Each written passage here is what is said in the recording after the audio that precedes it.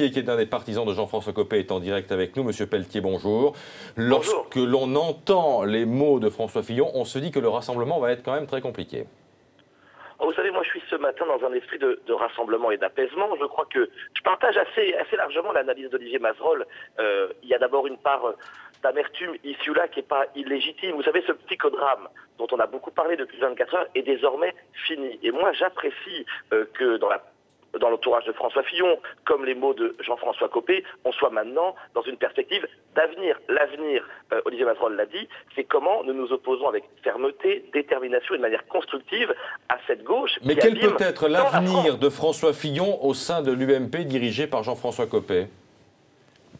On verra. Jean-François Copé était très clair, vous savez, hier soir. Vous avez vu la magnanimité qu'il a utilisée dans ses termes, dans sa capacité à ouvrir les bras et à dire, et nous répétons, nous, en son nom, ce matin, que l'ensemble des fillonistes font partie de notre famille. Il n'y a qu'une seule famille de la droite et du centre-droit. Après, chacune et chacun, en fonction de son tempérament, de sa personnalité, peut choisir la place qui lui revient. Mais François Fillon a une place, évidemment, à l'UMP, c'est une évidence. À condition, c'est la gauche. À condition, Guillaume Pelletier, d'accepter cette dérive droitière, entre guillemets, parce que je crois que l'une des motions, parce qu'on votait aussi pour les motions lors de cette consultation de l'UMP, votre motion, qui est une motion assez dure, fait partie des motions qui ont remporté le plus de scrutins, de suffrages, n'est-ce pas?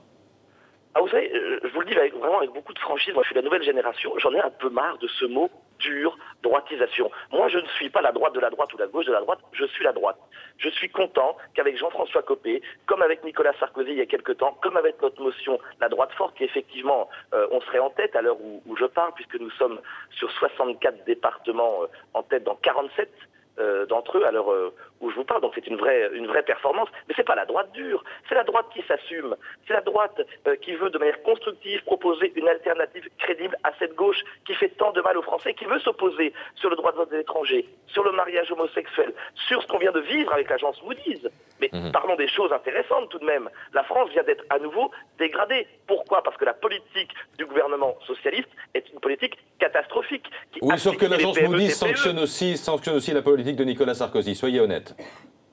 Mais je vous le dis, je ne me réjouis pas de cette nouvelle qui n'est pas une bonne nouvelle parce que nous sommes avant tout des patriotes. Il n'est pas question pour moi de dire que c'est que la faute de tel ou tel camp. C'est le résultat, pour être totalement honnête et franc, c'est le résultat de 30 années de politique menée par la droite ou par la gauche qui n'ont pas eu suffisamment de courage. Il n'empêche, on ne me fera pas dire que Nicolas Sarkozy, de manière incontestable en 2010 et en 2011, malgré des crises violentes, a commencé à engager une politique qui permettait de réduire la dette et les déficits. Ça a été reconnu par tout le monde, y compris par la Cour des comptes, dirigée par un socialiste. Merci beaucoup Guillaume Pelletier d'avoir été en direct avec nous sur BFM TV, le journal de 7 heures, dans quelques instants. À tout de suite.